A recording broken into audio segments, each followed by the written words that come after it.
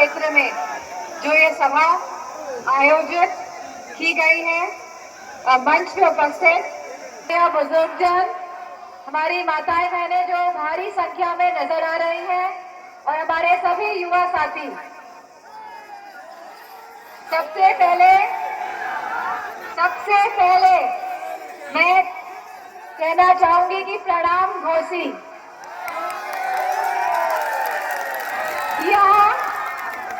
यहाँ उपस्थित आप सभी जनता जनार्दन का हम हृदय से कोटि कोटि नमन अभिनंदन करत हई।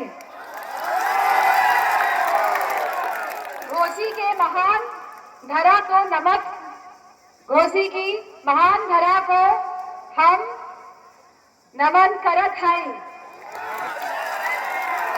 आज आप सबन का जोश और उत्साह देख के लगत बा कि घोसी का धरती घोसी की धरती घोषणा कई दिल्हे बात की 4 जून के ई तानाशाही सरकार जाग बा और जनता के हित वाली समाजवादी पार्टी गठबंधन का सरकार आवे जात बा। से सावधान रहने की जरूरत बा। आजकल ई डबल इंजन जो है ना, ई डबल इंजन में खूब टकराव बा। क्या बा? टकराव बा। ऐसे बच के रहने के जरूरत बा। ई दोनों मिलके कब एक्सीडेंट कर दिया के जानत बा। सावधान रहने की जरूरत बा। सावधान रहने की जरूरत बा। आपन बच्चन के का चाहिए? नौकरी की जुमला। आपके महंगाई का बोझा चाहिए कि महंगाई से मुक्ति? किसान भाई के फसल का दाम चाहिए कि सरकार का लाठी? किसान की फसल का दाम चाहिए कि सरकार का लाठी? जनता के वोट के बदले रोज हार चाहिए कि रोजगार चाहिए? आने वाले 1 तारीख के घोसी वालों साइकिल का बटन दबा के लोकतंत्र के जिता दिया कि नहीं? संविधान के बचा लिए। अपने बाल बच्चन के भविष्य खातिर ज्यादा से ज्यादा वोट से जिता दिया। किसे जिता दिया? किसे जिता दिया?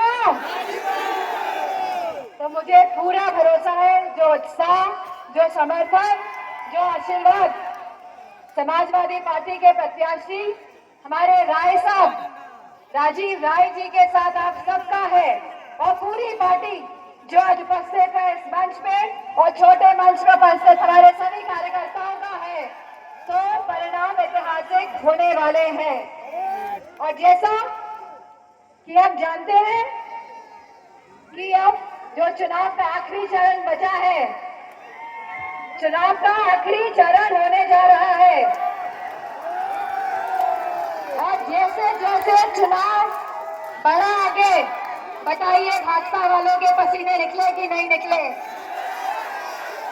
आज भाजपा के बड़े नेताओं के जो पिछले 10 सालों में जो उम्मीद, जो आशा जगाने का काम किया था, इन सभी उम्मीदों पे, इन सभी आशाओं पे पानी फेरने का काम अगर किसी ने किया है तो भाजपा के 2 बड़े नेताओं ने किया है। भाजपा के 2 बड़े नेताओं ने मिलकर पूरे देश की उम्मीदों पे, सपनों पे, आशाओं पे पानी फेरने का काम किया है और इनकी तृष्णा खत्म होने का नाम नहीं ले रही है और ये चाहते हैं कि तीसरी बार भी सरकार बनाए। लेकिन खातिर ये सरकार बनाएंगे।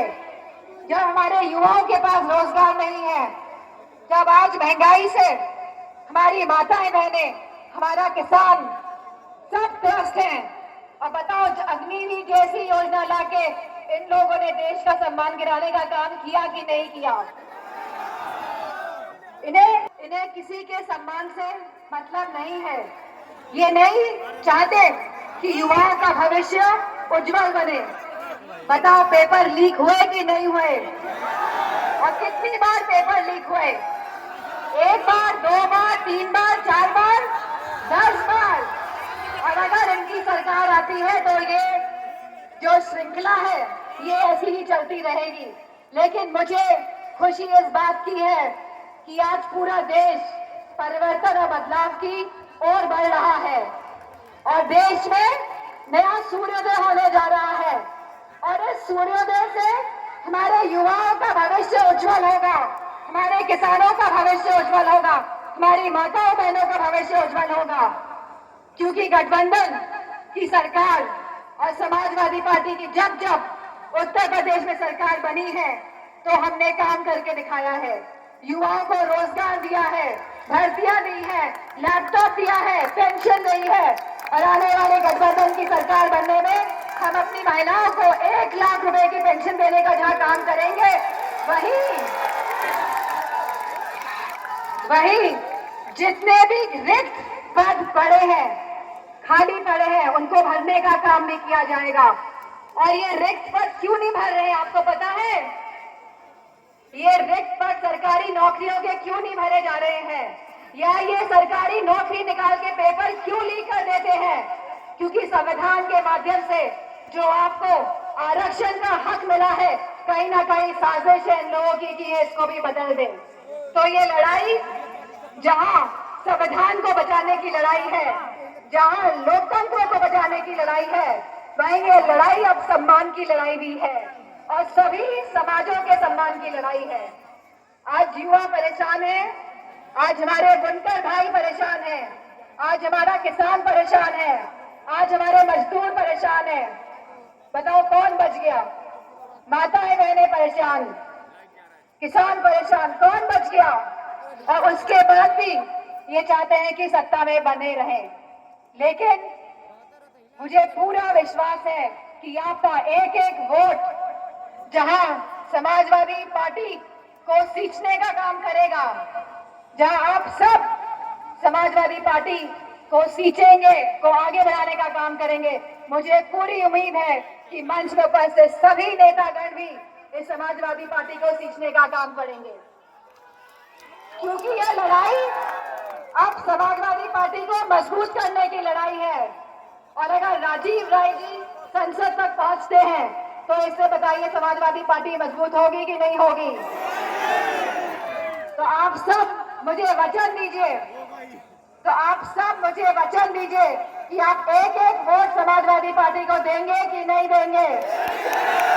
आगे आने वाली 1 तारीख को एक एक वोट 7 से 12 बजे तक समाजवादी पार्टी का बूथ तक पहुंचाने का काम करेंगे कि नहीं करेंगे? करेंगे कि नहीं करेंगे? करेंगे कि नहीं करेंगे? मंच वाले लोग थोड़ा कम हाथ उठा रहे हैं। तो मैं समझती हूँ आप सबने वचन दे दिया है, दिया कि नहीं दिया? 3 बार हाथ उठाने का मतलब वचन दे दिया है। और देश की पुरानी कहावत है, इसको मिटने तो नहीं दोगे कि प्राण जाए लेकिन तो मुझे पूरा भरोसा है कि राजीव राय जी जो पहले 2014 में भी चुनाव लड़ चुके हैं और जिनका मूल है कि वह समाज सेवक है, उन्हें लगातार समाज की सेवा करने का कार्य किया है, चाहे कोरोना काल हो, चाहे बच्चों को पढ़ाने का काम हो। तो ये मैं समझती हूँ अगर ये सांसद बनते हैं तो आप लोगों की आवाज तो उठाएंगे ही, साथ ही क्षेत्र में और विधायकों के साथ मिलकर आपके सुख दुख में भी आपका साथ देने का काम करेंगे।